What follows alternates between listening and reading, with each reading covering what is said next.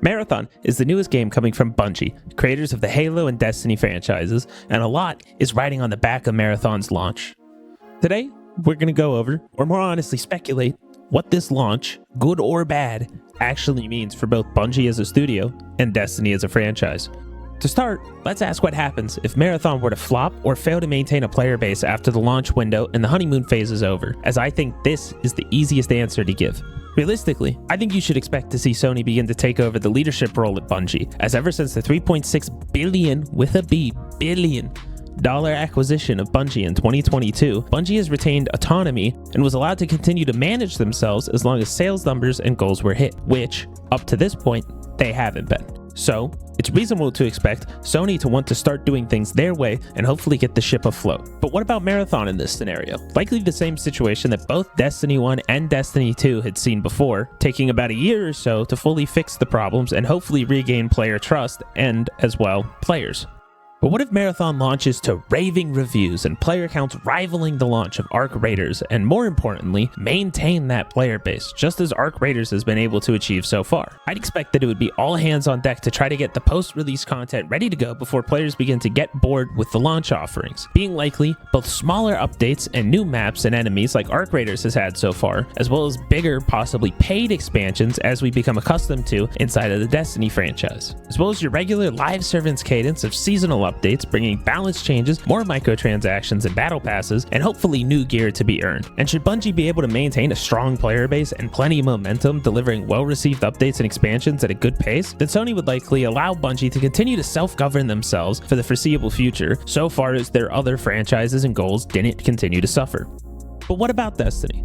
If Marathon proves to be a hit with not just pre-existing Bungie fans and Destiny players, but the wider gaming community as a whole, who Bungie has famously failed to ever get into the Destiny franchise, then why should they continue to support Destiny? Especially Destiny 2, which has failed for nearly 6 years now to onboard any new players at a survivable rate, ever since Destiny 2 went, quote, free to play, and has been PR nightmare after PR nightmare from the perspective of non-Destiny players. Examples of sunsetting and the Destiny content vault are two major things that people think of instantly when thinking about Destiny 2, even if Destiny players have, for the most part, moved on and have stopped caring about these issues, or can at the very least admit that it wasn't all negatives. And now Destiny 2 is even struggling to maintain a player base of Destiny fans after the devastatingly bad core game reworks alongside the Edge of Fate expansion, and the growing disinterest after the finale of the Light and Dark saga with the final shape, which, even as someone still playing the game and enjoying what was in the recent Renegades expansion, I can see that this new DLC model simply isn't sustainable, as it's barely a week's worth of content meant to hold you over for 3 months until you can get a new activity to play with the major update. So what should happen with Destiny? Is it all doom and gloom, or the end of the Destiny franchise for the foreseeable future? Well, it doesn't have to be. In fact, I think a great Marathon launch would set Bungie up perfectly to finally integrate the broader gaming community into the Destiny franchise, but not with Destiny 2. Destiny 2 will never win the trust of non-Destiny players, no matter how hard Bungie tries. Instead, I think it's time for a Destiny 3.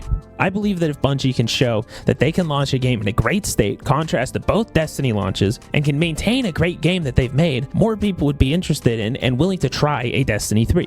But how would Bungie realistically hold Destiny players over for the potentially 3 to 5 years a Destiny 3 could take to make? To me, it feels obvious. Lay out a roadmap of how far Destiny 2 will be supported and how many expansions are still coming. Then, alongside that final expansion, release what will keep every Destiny player happy, as well as bring back most of those who left alongside the final shape. A Forge mode. That's right, a side mode for players to experiment with in Halo from nearly 2 decades ago is what will save Destiny. But it can't just be a Forge mode just like Halo, because Destiny isn't Halo. Destiny is a looter shooter. And if the only loot incentive for a Destiny Forge mode is a handful of weapons and armor that Bungie themselves made and allows to drop from anything you do inside of the Forge, then the mode will die in about a month. Instead, you need to allow creators to submit their Forge creations for approval, and when they get that Bungie stamp of approval, indicating that this piece of content is really good and that the loot wouldn't break the entire game, then players can earn this loot in the custom-made raid or dungeon or whatever activity it may be, and can take it into the rest of Destiny 2.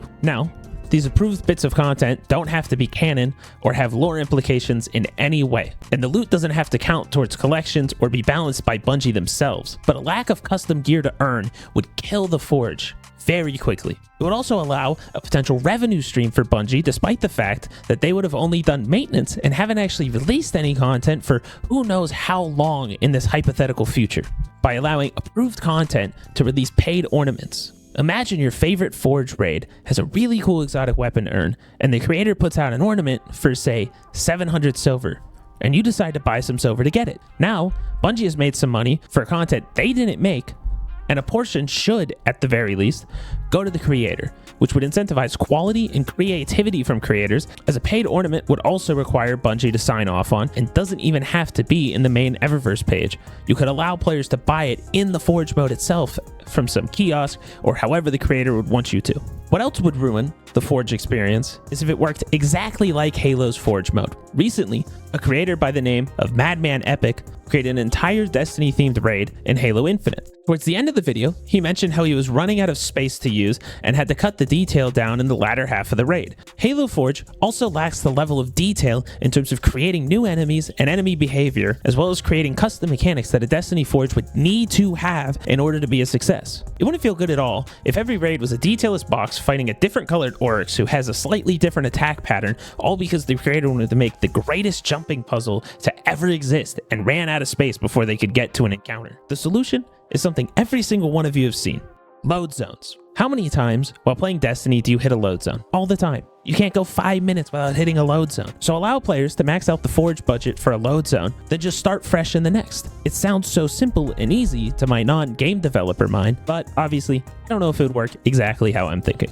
To me, Forge mode screams infinite potential and replayability, with the potential support from Bungie to help drive community engagement, with the possibility of a contest mode weekend with a Forge-made raid or dungeon that can be submitted for approval before release, and then Bungie can advertise that weekend on their official socials, maybe even do a raid race, probably without any of the world's first prize belts, or potentially the largest selection of Crucible maps this franchise has ever seen, to potentially brand new Iron Banner and Trials modes and loot to keep players inside of these modes, to potentially brand new subclasses and elements created by Forge creators and approved by Bungie, and maybe some slight polish from Bungie themselves so you can take it into the rest of the game, and exotics for these subclasses coming exclusively inside of Forge. Though, this would realistically have to be limited to maybe 1 or 2 times throughout the entire lifespan of Forge, as it could very easily become oversaturated.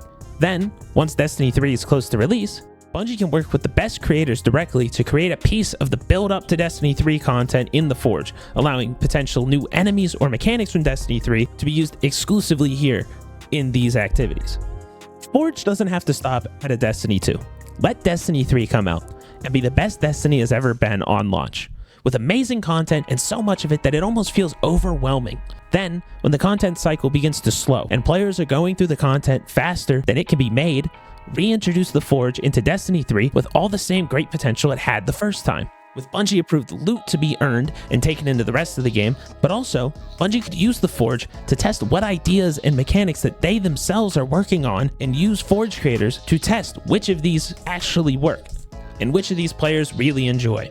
Imagine a scenario: Bungie goes to a couple Forge creators with new ideas or mission types or mechanics and have them create an activity around it. Then, of those modes, they see what players responded to best, what they liked and what they didn't like, and then use that feedback to gauge how they go and develop future official content. And you will have never known that you've just been psyoped by Bungie themselves. Now, I'm sure Bungie would eventually come out and tell players that they did this, but it should remain a secret until after it's done, potentially several times before they tell us. But why would a Forge mode be what helps save Destiny?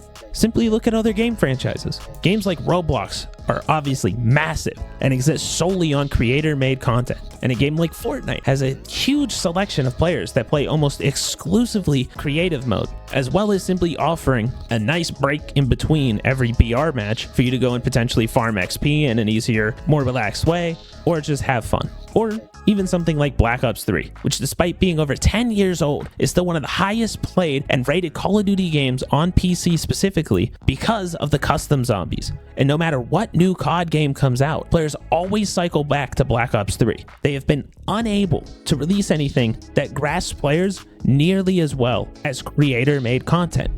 Now that last bit could actually be problematic for Bungie.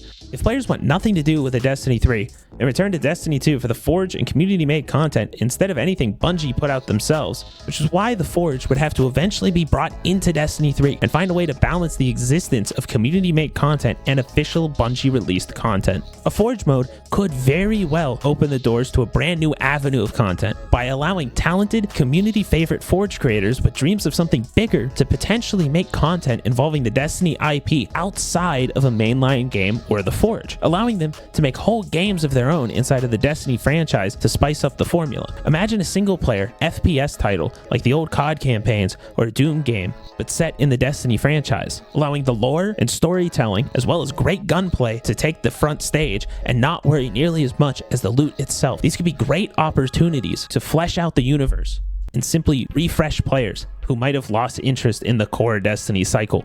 Now, I'm not suggesting that Destiny becomes the next Marvel and way oversaturates itself, nor the next Fortnite, and almost lose sight of the original vision in a chase for more and more success. But it also doesn't have to die in its tracks now, just because Bungie has failed to maintain player interest in the last year or so. But if the idea of allowing community creators to make their own Destiny game is simply unrealistic or undesirable from Sony or Bungie, then maybe look at hiring some of the best talent they have when funding and space becomes available at Bungie. So those are my thoughts. For me personally, I'm excited about Marathon and will be playing it on launch. But what about you? Let me know in the comments your thoughts on Marathon and the potential of Destiny's future, as well as like and sub if you're new. Check out the Twitch down in the description. And with that being said, have a great day.